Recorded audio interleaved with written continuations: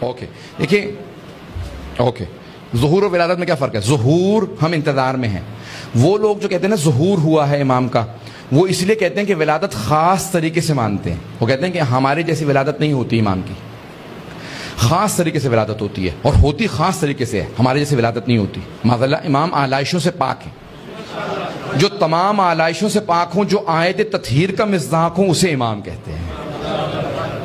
ٹھیک ہے، ان کی ولادت کے بعد ان کو غسل نہیں دیا جاتا، پاک نہیں کیا جاتا. پتہ نہیں میں اس کو اس سے زیادہ کھول کے پیش کرنے کی اجازت نہیں ہے امام معصوم کی طرف سے. امام نے کہا ہمارے سے متعلق جب بات کرو تو ادب کے الفاظ استعمال کرنا، اور ہمیشہ جب الفاظ استعمال کرنا تو جب اللہ نے کہا کہ رجس سے پاک ہیں تو کوئی ایسا لفظ استعمال نہ کرنا جس میں ہماری اہانت اور توہین کا پہلو پایا جاتا ہو. تو اس لیے بہت سی چیزوں کو کھل کے نہیں پیش کیا جا سکتا. لیکن امام معصوم کی ولادت جو خاص طریقے سے ہوتی ہے، وہ پاک ہیں، وہ پاک و پاکیزہ آتے ہیں اور اس طرح سے نہیں ہوتے. تو یہ پوری جو بحث ہے وہ یہ کہتے ہیں کہ ان کی ولادت خاص طریقے سے ہوتی ہے، ہم بھی اس کو مانتے ہیں. لیکن لفظ ظہور سے کنفیوژن پیدا ہوتا ہے.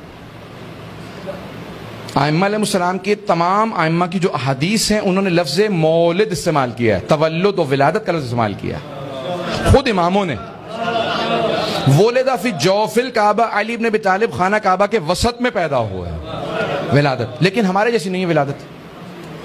آپ کی جو لفظ ظہور استعمال کرتے ہیں وہ کہتے ہیں کہ نہیں کیونکہ خاص ولادت ہے اس لیے لفظ ظہور کہو. نہیں، اس سے کنفیوژن ہوتی ہے. یہ بہت بڑی امام زمانہ کے ظہور کے خلاف سازش ہے کہ ہر امام کی ولادت دیکھو امام زمانہ کا ظہور ہو چکا ہے. جب ظہور ہو تو کنفیوژن ہو کہ ظہور تو پہلے ہو چکا ہے. یہ بہت بڑے دشمن کی سازش ہے، اس لیے اسے استعمال نہیں کرنا چاہیے. بات واضح ہو گئی؟ اس لیے ہم کبھی بھی کوئی ایسا لفظ استعمال نہ کریں جس سے ائمہ کی توہین کا پہلو آتا ہو. حتیٰ انہوں نے کہا کہ ہمارے سے متعلق جو الفاظ استعمال کرتے ہو اس کے اندر احتیاط کا کام لینا. جو ہم نے استعمال کیے وہی الفاظ استعمال کرو، اپنے پاس سے ہمارے لیے الفاظ بھی استعمال نہ کرنا. فضائل بھی ہم بتائیں گے یا قرآن بتائے گا؟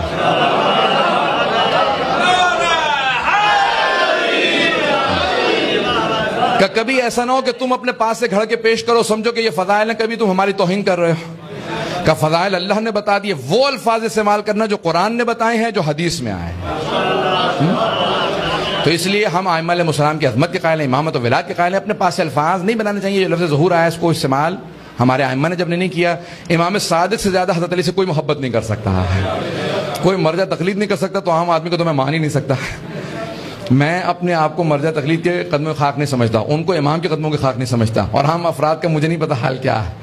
تو جن کو میں مانتا ہی نہیں تو میں ان لوگوں کے الفاظ کو مانوں یا کہ وہ مرجع تقلید کا بھی نہیں ایسا جرت نہیں رکھتے کہ وہ تبدیل کر دے امام معصوم کے الفاظ کو. امام معصوم سے زیادہ محبت سارے مراجع مل جائیں تو ان کی محبت ایک طرف، اور امام صادق علیہ السلام کی محبت زیادہ.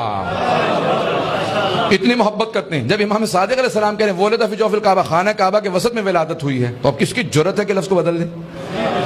یہ جعفر الصادق علیہ السلام کے لفظ ہیں. اور تو کوئی سوال نہیں ہے؟ علی ولی اللہ، علی ولی اللہ.